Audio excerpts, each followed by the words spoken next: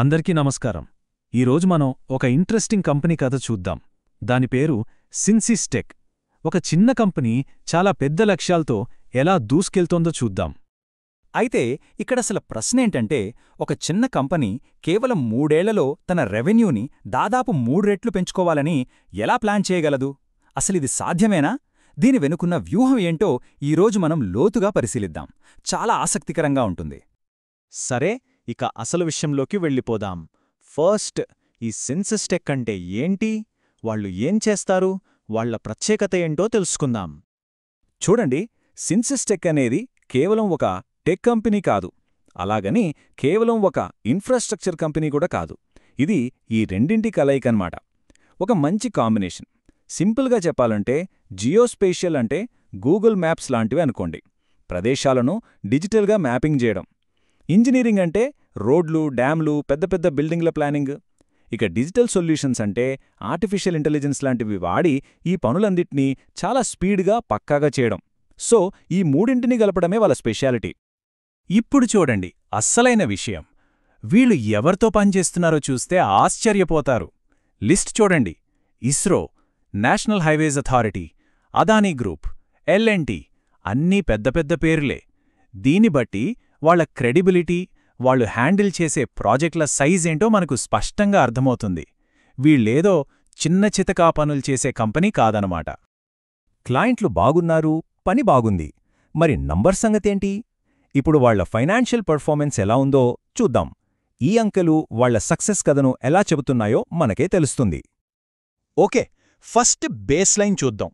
2 ఏళ్ల క్రితం, అంటే ఫైనాన్షియల్ ఇయర్ 2023లో వాళ్ల సేల్స్ 220 కోట్లు. ఈ నంబర్ గుర్తుపెట్టుకోండి. ఇప్పుడు చూడండి అసలు మ్యాజిక్. జస్ట్ 2 ఏళ్లలో ఆ 220 కోట్లు కాస్త ఇప్పుడు గత 12 నెలల్లో 501 కోట్లకు చేరింది.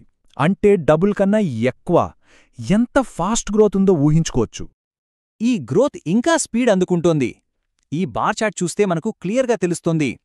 పోయిన ఏడాది జూన్తో పోలిస్తే ఈ ఏడాది జూన్లో రెవెన్యూ 2.1 రెట్లు పెరిగింది. అంతకంటే ముఖ్యంగా ప్రాఫిట్ ఏకంగా 2.7 రెట్లు పెరిగింది. అంటే గ్రోత్ ఆగిపోలేదు, ఇంకా యాక్సెలరేట్ అవుతుందన్నమాట. ఇక్కడ మనం 2 కీలకమైన పాయింట్లు గమనించాలి.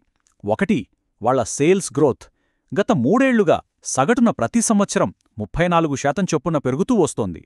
దీన్నే ఫైనాన్స్ భాషలో CAGR అంటారు. అంటే గ్రోత్ చాలా కన్సిస్టెంట్గా ఉంది. ఇక రెండో పాయింట్, కేవలం సేల్స్ పెరగడమే కాదు, లాభాలు కూడా బాగా పెరుగుతున్నాయి. వాళ్ల నెట్ ప్రాఫిట్ మార్జిన్ 20% చేరిందంటే వాళ్ల బిజినెస్ ఎంత హెల్దీగా ఉందో మనకర్థమైపోతుంది. సరే, ఇప్పటిదాకా చూసింది గతం. పర్ఫార్మెన్స్ అద్భుతంగా ఉంది. కానీ ఫ్యూచర్ సంగతేంటి? ఈ గ్రోత్ని కంటిన్యూ చేయడానికి వాళ్ల దగ్గరున్న ప్లాన్స్ ఏంటి? ఇప్పుడు ఆ విషయాలు చూద్దాం. ఇది చూడండి, ఈ ఒక్క నంబరు చాలు వాళ్ల ఫ్యూచర్ గురించి చెప్పడానికే. 1209 కోట్లు. ఇదే వాళ్ల కరెంట్ ఆర్డర్ బుక్. అంటే ఆల్రెడీ వాళ్ల చేతిలో ఉన్న పనుల విలువ. అసలు ఈ ఆర్డర్ బుక్ ఎందుకంత ముఖ్యమంటే, ఇది రాబోయే ఏడాదిన్నర 2 ఏళ్ల వరకు వాళ్ల రెవెన్యూకి గ్యారంటీ ఇస్తుంది. సింపుల్గా చెప్పాలంటే వాళ్ల వార్షిక సేల్స్కి దాదాపు 3 రెట్ల పని ఆల్రెడీ వాళ్ల చేతిలో సెక్యూర్డ్గా ఉందన్నమాట. ఇప్పుడు వాళ్ల స్ట్రాటజీలో ఒక స్మార్ట్ మూవ్ చూద్దాం. ప్రస్తుతం వాళ్ల రెవెన్యూలో 70% ఇండియా నుంచే వస్తోంది. అయితే వాళ్లు దీన్ని 60%కి తగ్గించి ఇంటర్నేషనల్ బిజినెస్ని 40%కి పెంచాలని టార్గెట్ పెట్టుకున్నారు. ఎందుకంటే ఒకే మార్కెట్పై ఎక్కువగా ఆధారపడితే రిస్క్ ఎక్కువ. ఇలా చేయడం వల్ల రిస్క్ బ్యాలెన్స్ అవుతుంది. అంతేకాదు, వాళ్లు ఫ్యూచర్ టెక్నాలజీస్ మీద కూడా గట్టిగా ఫోకస్ చేస్తున్నారు. మెటావర్స్, ఈవీ మొబిలిటీ లాంటి కొత్త రంగాల్లోకి అడుగుపెడుతున్నారు. గ్లోబల్గా ఎక్స్పాండ్ అవ్వడానికి అమెరికాలో ఒక కంపెనీని కూడా కొన్నారు. వీటికి తోడు మన ప్రభుత్వపు smart cities, Jal Jeevan mission లాంటి భారీ ప్రాజెక్టులు కూడా వాళ్ల గ్రోత్కి మంచి బూస్ట్ ఇస్తాయి. అయితే కథకు ఎప్పుడూ రెండో వైపు కూడా ఉంటుంది కదా. ఇంత పాజిటివ్గా ఉన్నప్పుడు ఇందులో ఉన్న రిస్కులు, ఛాలెంజెస్ ఏంటో కూడా మనం మాట్లాడుకోవాలి. అప్పుడే మనకు కంప్లీట్ పిక్చర్ వస్తుంది. ముఖ్యంగా మనం 3 రిస్కులను గమనించాలి. ఒకటి, ప్రభుత్వ ప్రాజెక్టులతో పనిచేయడం వల్ల పేమెంట్స్ ఆలస్యమయ్యే ఛాన్స్ ఉంది. 2, ప్రమోటర్ల వాటా, అంటే కంపెనీ ఓనర్ల వాటా 58.6% నుంచి 50.7%కి తగ్గింది. ఇది ఎందుకు జరిగిందో గమనించాల్సిన విషయం. కొన్నిసార్లు ఇది మేనేజ్మెంట్ కాన్ఫిడెన్స్ తగ్గుతోందనడానికి సూచన కావచ్చు. ఇక మూడోది, వీళ్ళు తీసుకుంటున్నవి పెద్ద పెద్ద కాంప్లెక్స్ ప్రాజెక్టులు. వాటిని టైంకి అనుకున్న బడ్జెట్లో పూర్తి చేయడం ఎప్పుడూ ఒక పెద్ద సవాలే. ఈ రిస్కులు ఉన్నప్పటికీ ఈ కంపెనీలో ఒక మల్టీబ్యాగర్ పొటెన్షియల్ ఉందని సోర్స్ కథనం ఎందుకంటోందో ఇప్పుడు చూద్దాం. అసలు వాళ్ళ అంచనా ఏంటి? ఈ వాల్యుయేషన్ లెక్క చాలా సింపుల్గా, క్లియర్గా ఉంది. సోర్స్ అంచనా ప్రకారం 2027 నాటికి కంపెనీ సేల్స్ 1000 కోట్లకు చేరుకుంటాయి. ఒక 15% ప్రాఫిట్ మార్జిన్ వేసుకున్నా నెట్ ప్రాఫిట్ 150 కోట్లుంటుంది. సరే, ఇప్పుడు ఈ రంగానికున్న పీఈ మల్టిపుల్ అంటే మార్కెట్ ₹1 లాభానికి ఎంత విలువ కడుతుందో చూస్తే అది సుమారు 25 ఉంది. సో ఆ 150 కోట్ల లాభాన్ని 25తో మల్టిప్లై చేస్తే కంపెనీ మార్కెట్ క్యాప్ 3750 కోట్లకు చేరొచ్చు. అంటే ఇప్పటి విలువతో పోలిస్తే 2 నుంచి 3 రెట్లు పెరిగే అవకాశముందన్నమాట.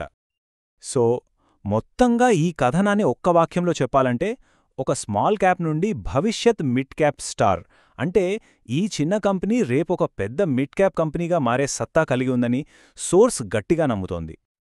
చివరగా ఈ ప్రశ్నతో ముగిద్దాం. ఇదంతా చూస్తుంటే ఇది ఒక టెక్ ఇన్ఫ్రా దిగ్గజంగా ఎదిగేందుకు వేసిన పక్కా ప్లాన్లా కనిపిస్తోందా? లేక మంచి గ్రోత్ స్టోరీనే అయినా మనం మాట్లాడుకున్న రిస్కులు ముందు ముందు బయటపడతాయా? ఏది నిజమవుతుందో కాలమే చెప్పాలి.